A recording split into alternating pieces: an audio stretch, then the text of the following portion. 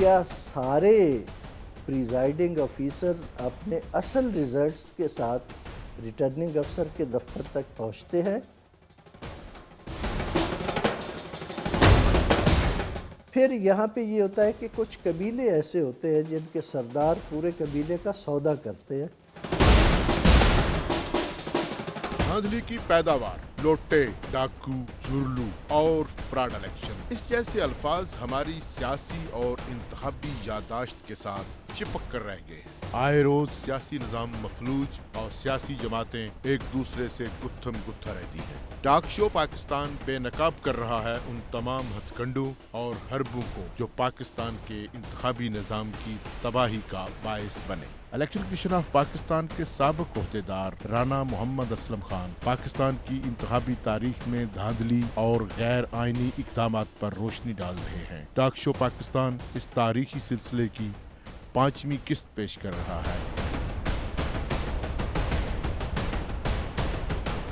سر اب ہم دیکھیں گے کہ ریگنگ کیا ہوتی ہے، ریگنگ کی کتنی قسمیں ہوتی ہیں جسے عرف عام میں ہم دھاندلی کہتے ہیں، اور ہمارے ملک میں کون کون سی دھاندلی جو ہے اس کو اپنایا جاتا ہے، اس کو رواج دیا گیا یا وہ کی گئی۔ جب ہم الیکشنز کہتے ہیں تو یہ نہیں ہے کہ صرف پاکستان میں دھاندلی ہوتی ہے، دھاندلی ساری دنیا میں ہوتی ہے اور دھاندلی کی مختلف قسمیں ہوتی ہیں۔ الیکشنز جب لفظ آتا ہے نا تو یہ رائے دہندگان سے شروع ہوتا ہے۔ جتنی بھی ڈیموکریٹک کنٹریز ہیں، جمہوری ممالک ہیں، ان میں رائے دہندہ ایک لفظ ہوتا ہے یونیورسل سفریج، یعنی ہر شخص کو جو ہے وہ ووٹ کا حق دیا جاتا ہے، جو بالغ ہوتا ہے، جو عاقل ہوتا ہے اور جس کو کسی عدالت نے ان ساؤنڈ مائنڈ ڈکلیئر نہ کیا ہو کہ یہ پاگل ہے یا اس طرح کا، تو اس کو یہ حق ہوتا ہے کہ وہ اپنا ووٹ کاسٹ کرے، اور ہر ووٹ جو ہے اس کی ایک ہی ویلیو ہوتی ہے، وہ ایک کی ویلیو پہ لیا جاتا ہے۔ اب اس میں پہلا مرحلہ کیا ہوتا ہے کہ ووٹر لسٹوں کی تیاری۔ آپ ووٹر لسٹیں جو ہیں وہ آپ کی شفاف ہونی چاہیے اور اس طریقے سے ہونی چاہیے کہ جہاں پہ وہ ووٹر رہ رہا ہے، جس حلقے میں رہ رہا ہے، جس پولنگ سٹیشن پہ وہ رہتا ہے، وہیں پر اس کا ووٹ بنایا جائے، اور جب وہ ووٹ کاسٹ کرنے جائے تو اس کا ووٹ اس کے اپنے ہی پولنگ سٹیشن پر موجود ہو۔ دوسرا مرحلہ ہے حلقہ بندیوں کا، کہ حلقے ایسے بنائے جائیں کہ جس میں ایک تمام لوگ جو ہے اس میں شامل ہوں اور ایکویلٹی کی بنیاد پر شامل ہوں۔ ایکول پاپولیشن، یعنی جو حلقہ ہوتا ہے اس کی بنیاد ہوتی ہے ایکول پاپولیشن، ہر حلقے کی آبادی جو ہے وہ ایک جیسی ہو، تاکہ کسی حلقے کو کسی دوسرے حلقے کے مقابلے میں کمی یا پیشی نہ ہو۔ اگر آپ ایک حلقے کی آبادی کم رکھتے ہیں اور دوسرے حلقے کی آبادی بہت زیادہ رکھ دیتے ہیں تو زیادہ آبادی والا جو حلقہ ہے اس کے ووٹ کی ویلیو کم ہو جاتی ہے، اور جو کم آبادی والا حلقہ ہے اس کے ووٹ کی ویلیو جو ہے وہ بڑھ جاتی ہے۔ جو تیسرا طریقہ ہے پھر اس کے آگے، وہ ہے الیکشن پروگرام کا، کہ آپ الیکشن پروگرام جو دے رہے ہیں اس پروگرام کی ترتیب کس طرح سے ہے، اور جو الیکشن مینیجرز کا چناؤ ہے وہ کس طرح سے کیا جا رہا ہے۔ کیا الیکشن مینیجرز جو ہیں وہ کیپیبل ہیں، وہ سبارڈینیٹ ٹو سم ون ہیں یا انڈیپینڈنٹ ہیں؟ اگر الیکشن مینیجرز انڈیپینڈنٹ ہیں تو آپ کا الیکشن کافی حد تک لیجٹیمیٹ ہوگا۔ اگر وہ سبارڈینیٹ ٹو سم ون ہیں تو وہ احکامات تسلیم کریں گے، وہ قانون کو نہیں دیکھیں گے، تو پھر قانون کے مطابق الیکشن نہیں ہو سکے گا۔ پھر اس کے بعد آتا ہے ایکچول کنڈکٹ۔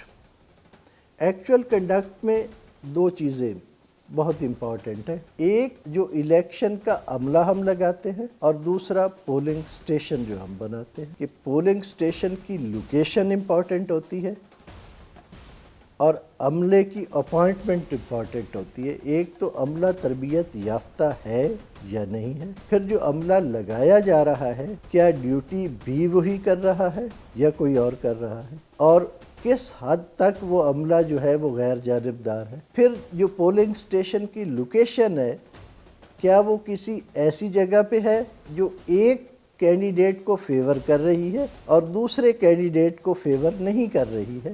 پھر اس کے بعد یہ ہے کہ کیا امیڈیٹلی آفٹر کلوز آف پول کیا سارے پریزائڈنگ آفیسرز اپنے اصل ریزلٹس کے ساتھ ریٹرننگ افسر کے دفتر تک پہنچتے ہیں یا کچھ لیٹ ہو جاتے ہیں یا مسنگ ہو جاتی ہے. یہ الیکٹورل سسٹم میں ایک ریگنگ اس کے اوپر ہوتی ہے جو آرگنائزڈ ہوتی ہے، جو انفلوئنس کرتی ہے، اور انفلوئنس یہ ہے کہ الیکٹیبلز کو لینا. اب جو ہمارا سسٹم ہے ایف پی ٹی پی کا سنگل ممبر کانسٹیچوئنسی، اس میں میں خاص طور پر اس کے حوالے سے بات کر رہا ہوں. اس میں حلقہ بندی، ووٹر لسٹ اور ایکسٹرنل انفلوئنس یہ ایکولی امپورٹنٹ ہے اور بڑا اہم رول ادا کرتے ہیں. آپ ایک الیکشن کروا رہے ہیں اور وہاں کے دورے انفلوئنشلز کرتے ہیں جو کچھ دینے کی صلاحیت رکھتے ہیں یا جن کے پاس ایسے اختیارات ہیں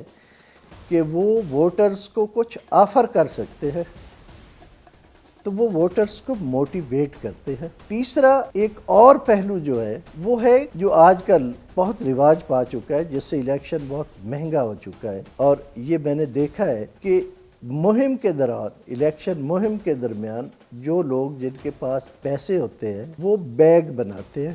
ان بیگز میں آٹا ہوتا ہے، ان بیگز میں چینی 5 کلو ہوتی ہے، ایک گھی کا ڈبہ ہوتا ہے، دالیں ہوتی ہے، اور پورا راشن 1 مہینے کے راشن کا ایک پیک بنایا جاتا ہے.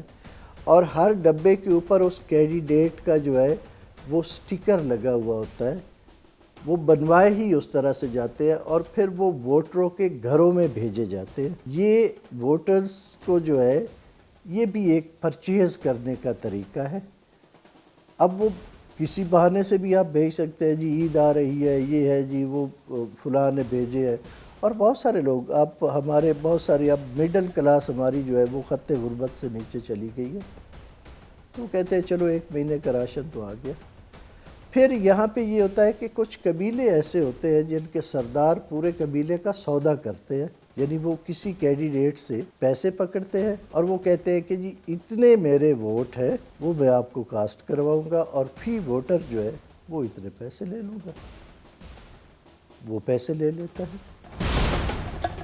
جو ٹیکنیک استعمال کی جاتی تھی وہ تھی کہ جو فوت ہو گئے یا جو جیلوں میں ہیں، مخصوص حلقوں پہ ان کے پوسٹل بیلٹ ایشو کروا کے وہ کاسٹ پہلے ہی کروا دیے جاتے تھے. ووٹرز کو ایک جگہ سے اٹھاؤ اور کہیں پھینک دو.